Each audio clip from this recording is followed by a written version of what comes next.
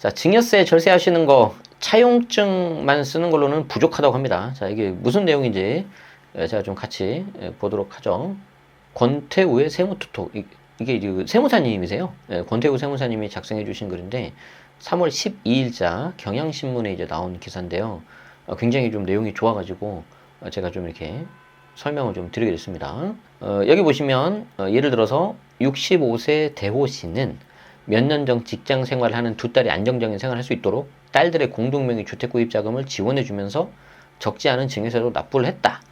그런데 여기서 또 이제 증여세도 냈는데 큰딸이 이제 결혼하니까 또 이제 뭔가 자금 조달을 해줘야 되는 그런 상황이 생긴 거죠.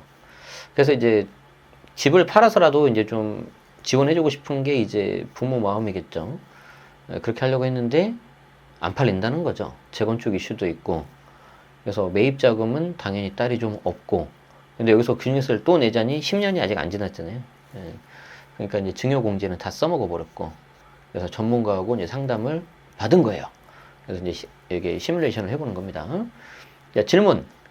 자, 자녀한테 돈을 빌려줬는데 이때 차용증 쓰면 증여로 안 본다는데 맞는 거냐? 자, 맞아요, 틀려요. 속으로 여러분들이 또 이렇게 셀프 체크도 해보세요. 맞아요, 틀려요. 이제 시간 관계상 제가 일정 말씀드릴게요, 미리. 차용증만 쓴다고 해서 증여가 아닌 건 아닌 거죠. 그냥 단순히 필요 요건, 요식 행위에 해당한다. 차용증을 써도 그 실질이 증여라면 당연히 증여세 부과되는 건데, 채팅창에 맞아요라고 하시니까 제가 좀 당황스럽네요. 그렇지 않습니다. 그래서, 하지만, 이제 들어보세요. 이제 이제 하나씩 우리가 말을 이제 끝까지 들어야 된다는 거죠. 차용증만 썼다고 되는 게 아니고, 차용증도 쓰고, 말씀하신 것처럼 이자 지급도 하고, 내용도 어느 정도 적당하면은, 괜찮다라는 거죠. 자, 하지만, 차용증 자체를 쓰면은 뭐가 좋냐면, 이 자체가 이제 어떤 증거가 되지 않습니까? 그렇기 때문에 어떤 증거주의이기 때문에 우리는 가급적이면 꼭 차용증을 쓰시는 게 훨씬 좋다. 자, 이자를 반드시 받아야 됩니까? 안 받으면 어떻게 됩니까? 받아야 돼요, 안 받아야 돼요? 가급적 받는 게 좋습니다. 자, 현행 적정 이자율은 4.6%인데 여기에 대해서 이제 너무 많이 미달하거나 많이 초과되면은 그 이자도 뭔가 이득을 볼 수 있잖아요, 상대방이. 그러니까 증여 재산으로 볼 수가 있어요. 그런데 그 기준이 뭐냐면은 이자 상당액이 매년 1,000만 원 이상이 돼야 돼. 그러니까 1,000만 원보다 낮으면 돼요. 그러니까 이걸 역산해 보면은 약 2억 정도까지는 대여를 하고 무이자로 가도 된다. 그런데 아까 우리 차용증도 여기 보시면은 객관적인 어떤 증거가 될 수 있다 그랬잖아요. 근데 우리가 차용증 써서 빌렸다 그랬잖아요. 그렇기 때문에 저는 무이자로 하더라도 여기 세무사님 말씀하신 것처럼 대여 원금 자체를 증여한 것으로 볼 수도 있기 때문에 저는 단돈 10만 원이라도 이자 보내라고 합니다. 증거가 되잖아요. 그리고 보낼 때 어떻게 해요? 그 계좌이체 할 때 옆에 메모에다가 이 이자 이렇게 써는 거죠. 그러면 증여세 부담 없이 딸아이의 이자 부담을 최소화할 수 있는 방법이 없냐? 자, 증여재산가의 기준이 되는 이자 면세점이 연 1,000만 원이니까, 즉 연 1,000만 원까지는 괜찮다고 하니까 세법상 적정 이자와 실제 지급 이자의 차이 금액이 매년 1,000만 원에 미달하게 이자율을 설정하면 된다. 예를 들어서 4억 원을 빌려주는데 4.6이잖아요, 기준점이. 이거보다 낮춰서 2.1로 간다. 그럼 어떻게 되는 거예요? 차액이 2.5가 되는 거죠. 그럼 4억에 2.5% 차익을 계산해보면 어떻게 됩니까? 딱 1,000만 원이 나와, 1,000만 원.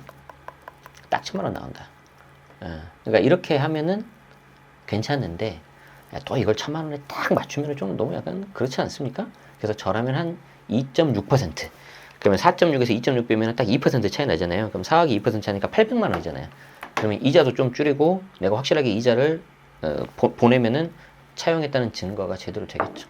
자, 또 그 다음에 자주 여러분들이 헷갈리는 거 나옵니다. 자, 딸아이가 소득 형편이 좋지 않아요. 그러니까 단기간에 차입금 상환 못할 것 같습니다. 좀 길어도 됩니까? 근데 길다는 걸 기준으로 사람마다 다르겠죠. 어떤 사람은 5년, 어떤 사람은 10년, 어떤 사람은 20년 다 다를 텐데 저는 가급적 5년 넘지 말라고 합니다. 여기도 나오죠.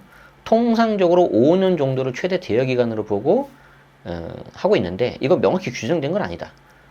다만 내가 길게 썼다. 그러면은 조심해라. 뒤에 이제 제가 사례 보여드릴게요. 어떻게 걸렸는지. 아니 그러면 이거 내가 자녀한테 빌려줬는지 과세당국 어떻게 확인하냐. 자, 기본적으로 투기과열지구 조정대상 지역 같은 규제 지역에서는 자금 조달 계획서 쓰죠. 그리고 자금 조달 계획서 비규제 지역 같은 경우에도 6억 이상이면은 자금 조달 계획서 쓰죠. 그러니까 기본적으로는 어지간하면 다 자금 조달 계획서 쓰고요. 자금 조달 계획서를 1차적으로 해당 지자체에서 검증을 합니다. 그래서 이제 소명 요청을 해요. 근데 소명 요청 제대로 하면 그냥 넘어가는 거고요. 소명이 뭔가 이상하거나 좀 이렇게 대응을 안 한다 그러면은 지자체에서 계속 요청하다가 안 되잖아요. 세무서 넘겨버려요. 심지어 명의신탁이 의심되면 경찰서 넘겨버립니다. 형사처벌 받은. 그러니까 이런 연락 받으면 적극적으로 소명하시는 겁니다. 차용증은 공증은 꼭 받으라고 하던데 해도 되고 안 해도 됩니다. 공증은 어떤 사실이 있었다는 객관적인 증명이거든요. 근데 공증서 자체가 수수료가 너무 비싸요. 그래서 예를 들어서 지금 여기는 이제 컴퓨터 같은 경우에는 내가 시간을 조작할 수가 있잖아요.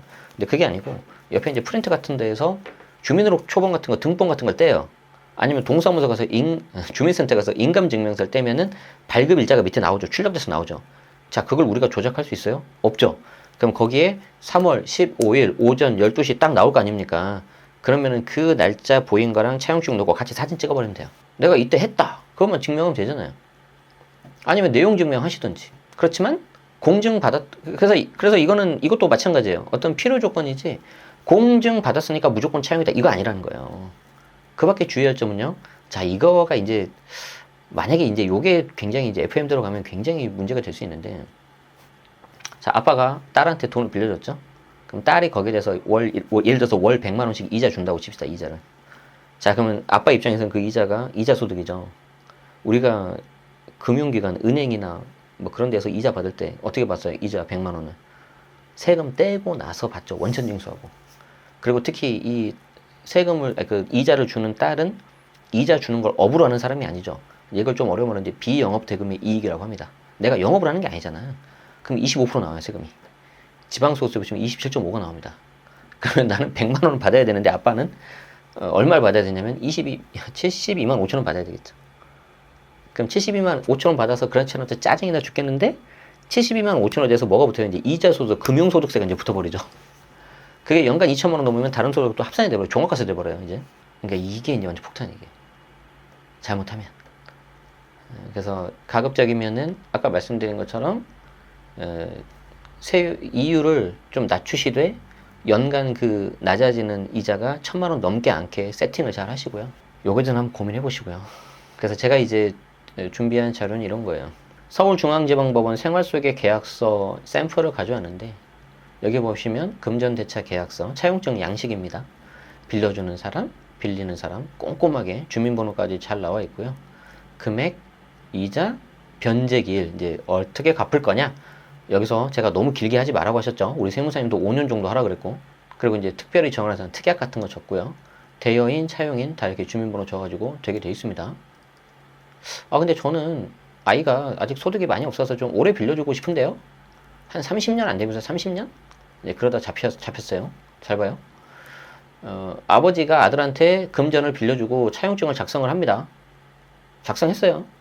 그런데 이 아들이 투기적 아파트 규제적 이런 걸 샀거든요. 그럼 자금 조달 계획서 쓴다고 그랬죠. 근데 자금 조달 계획서를 봤는데 지자체에서 야 이거 좀 이상하다. 이게 가능하다고? 자, 왜 그러냐면은 이 아들이 사회 초년생이에요. 그러니까 사회 초년생이니까 그동안 모아놓은 돈이 별로 없을 거 아닙니까? 그러니까 거의 대부분의 자금을 이제 부모한테, 아버지한테 받은 거죠. 그래서 이게 조금 과하다. 좀 소명 좀 해봐라 하니까 이제 소명 자료로 차용증을 낸 거예요. 이 아들이 지자체에다. 근데 차용증을 봤더니 상환 기간이 30년이래. 상환 기간이 30년. 자, 이건 뭡니까? 아빠가 돈을 안 받겠다는 거죠. 그래서 이건 좀 아닌 것 같다. 가지고 세무서에 넘겨버려요. 그래서 이게 이제 보도자료 걸림으로 나오는데 생각을 해보십시오. 지자체라든지 국세청에서 걸린 케이스로 이렇게 보도자료까지 낼 정도면은 굉장히 혐의가 입증된 그런 케이스일 겁니다. 그러니까 이런 거 하지 마십시오. 이거는 실질이 증여죠, 증여 그냥. 안 갚겠다는 거지. 그래서 차용증은 단지 요식행위일 뿐이다. 그 실질이 중요하죠, 실질이. 소액이라도 이자 받는 게 유리합니다. 아까 뭐 2억 얼마까지는 이자 안 받아도 된다고 했는데 저는 단돈 10만 원이라도 보내는 게 낫다는 거예요. 그 자체가 증거가 되니까. 여러분들이 이제 뭐 앞에서 우리가 이제 세무사님이 워낙 정리를 잘 해주셔가지고 질의응답 형식으로 이렇게 썼는데 그래도 궁금하신 게 있을 거예요. 그때는 어떻게 생각하시면 되냐면 모르는 제3자와 거래한다고 생각하십시오. 모르는 제3자하고 거래하는데 무슨 돈을 빌려줄 것이며 설령 빌려준다 하더라도 이자를 당연히 받아야 되고, 이자를 받더라도 상환 기간이 빨리 갚으라고 하겠죠, 여러분들이. 그렇게 이제 스스로 셀프 체크를 해보시면은 답은 다 나옵니다.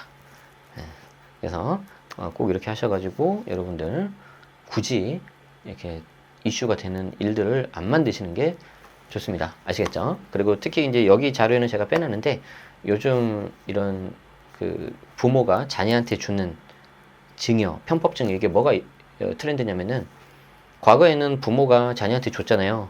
그러면 이제 아까 나온 것처럼 거기에 대해서 이제 자금에 대해서 차용이 아니라 증여로 봐서 증여세만 부과를 했어요. 근데 요즘에는 그렇게 끝나지 않고요. 자, 그러면 부모가 자녀한테 한 10억을 줬는데 그 10억 어디서 났냐? 근데 아버지가 보니까 사업을 하고 있어, 사업. 그 사업체 대표야. 그럼 그 사업체까지 같이 가버립니다. 잘못하면.